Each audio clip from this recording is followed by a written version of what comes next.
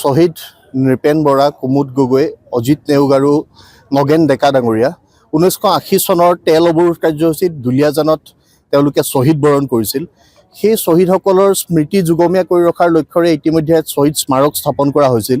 আজি দুলীয়াজান আঞ্চলিক ছাত্ৰ সন্থাই 46টা বছৰৰ পাছত আবক্ষ মূৰ্তি স্থাপনৰ এটা কাৰ্যসূচী ৰাইজৰ অভিভাৱকত্বৰে তেওঁলোকে আগবঢ়াই লৈ গৈছিল আৰু আজি এই কাৰ্যসূচী সমাপন কৰা হৈছে। শ্বহীদৰ আবক্ষ মূৰ্তি ইয়াত উন্মোচন কৰি তেওঁলোকৰ বীৰ গাথা যাতে জাতিয়ে চিৰদিন সোঁৱৰি থাকিব পাৰে আৰু তেওঁলোক যাতে আমাৰ মাজত চিৰদিন চিৰকাল বৰ্তি থাকে, সেই লক্ষ্যৰে সৈতে আজি প্ৰতিমূৰ্তি উন্মোচনী অনুষ্ঠান হৈছে। এই অনুষ্ঠানত অংশগ্ৰহণ কৰিছোঁ, ৰাইজলৈ সেৱা জনাইছোঁ। ৰাইজে অভিভাৱকত্বৰে সৈতে ছাত্ৰ সন্থাক এই কাম কাজবিলাকত আগবাঢ়ি যাবলৈ বাটৰ সন্ধান দিছে আৰু আহিব লগা দিনত যাতে আমি জাতীয় স্বাভিমান ৰক্ষা কৰাৰ স্বাৰ্থত, জাতিটোক শক্তিশালী জীয়া জাতিৰূপে প্ৰতিষ্ঠা কৰাৰ স্বাৰ্থত, সেই সময়ৰ আন্দোলনৰ বিভীষিকাময় পৰিৱেশৰ পৰৱৰ্তী পৰ্যায়ত জাতিটোৱে আজি আহি উপনীত হোৱা এই সময়খিনিত আমি যাতে অসমীয়া জাতিটোক সকলো জাতি, জনজাতি, জনগোষ্ঠী, ধৰ্মাৱলম্বী লোকৰ সমন্বিত প্ৰচেষ্টাৰে সৈতে শক্তিশালী অসমীয়া জাতি হিচাপে আগবঢ়াই লৈ যাব পাৰোঁ, সেই প্ৰক্ৰিয়াৰে সৈতে আগবাঢ়ি যাবলৈ সংকল্পিত হ'বৰ কাৰণে আজিৰ এই স্থানৰ পৰা আহ্বান জনাইছোঁ।